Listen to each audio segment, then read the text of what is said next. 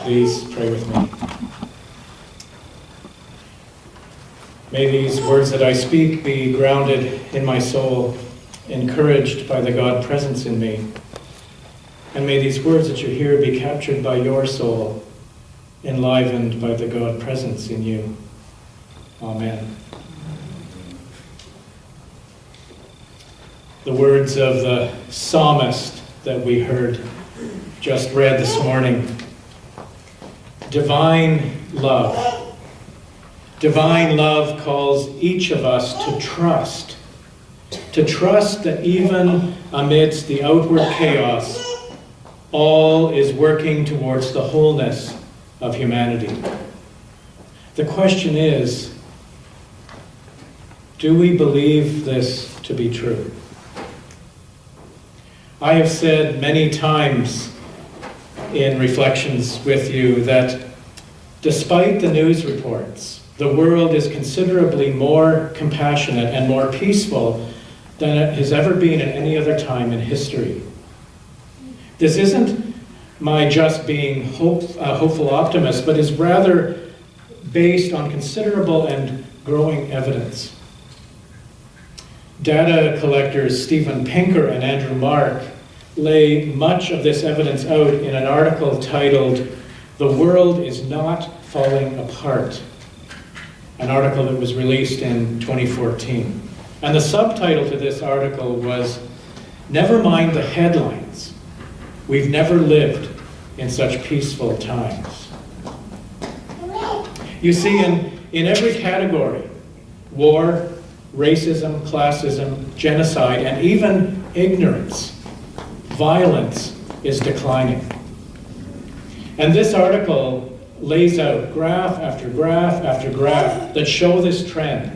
And the interesting thing for me was much of the evidence comes from the Center for Systemic Peace, a center which would have no interest in fudging numbers. The only category of violence to increase since 2000 is civil wars. And in every case, they were instigated by high levels of religious hostility.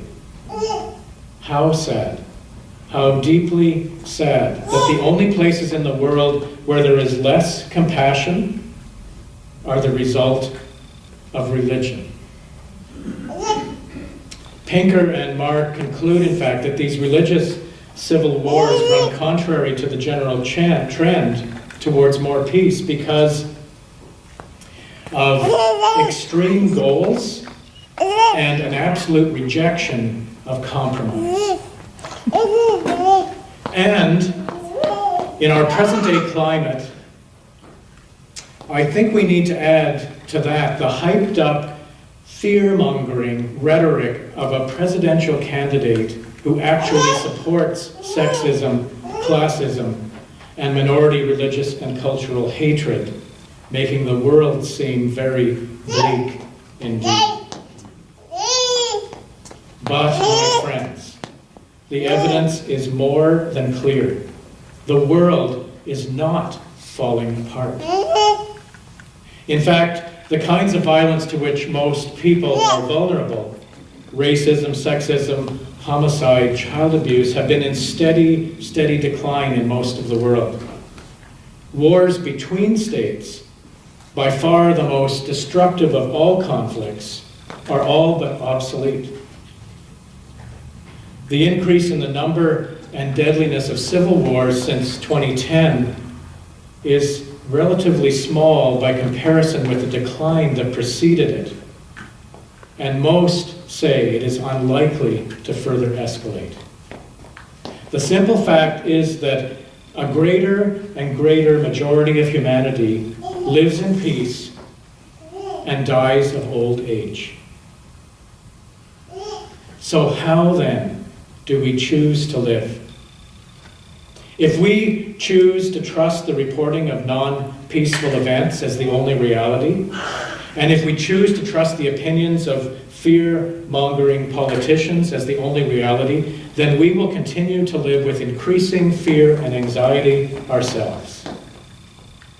But if we are willing to choose to trust the universe, to trust the spirit of love that is at the heart and the center of all life, then we will live in and contribute positively to a very different and a more accurate reality.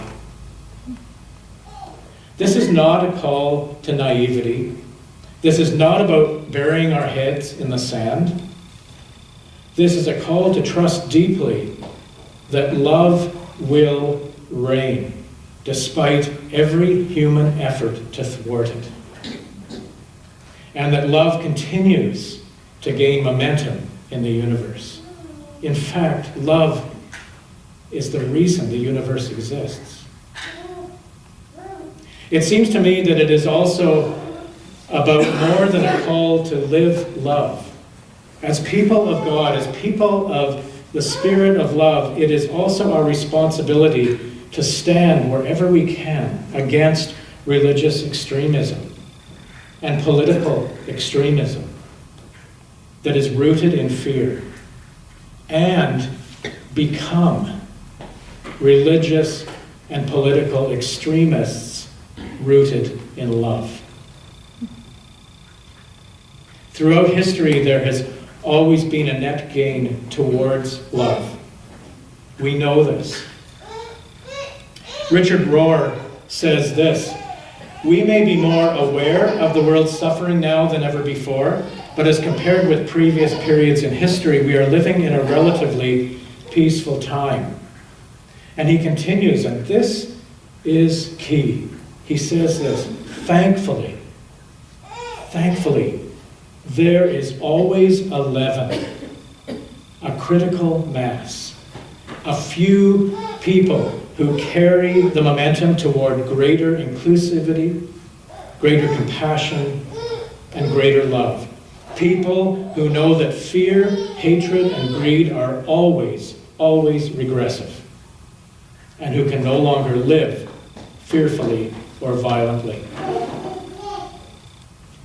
Being more fully human means being willing to trust that this is so, to trust that love is our higher purpose, and to live life day to day from and with this awareness. A lack of trust leads to the kind of vitriol expressed in the American presidential race. And I think Rohr is referring directly to this when he says, today, many people are reverting to tribal thinking, denial, fear, and hatred, rather than turning to compassionate, creative solutions to real challenges of poverty, climate change, and the many forms of worldwide injustice.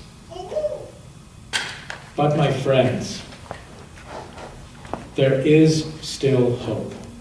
There is always hope. There is hope if we are willing to acknowledge that the way of love is growing.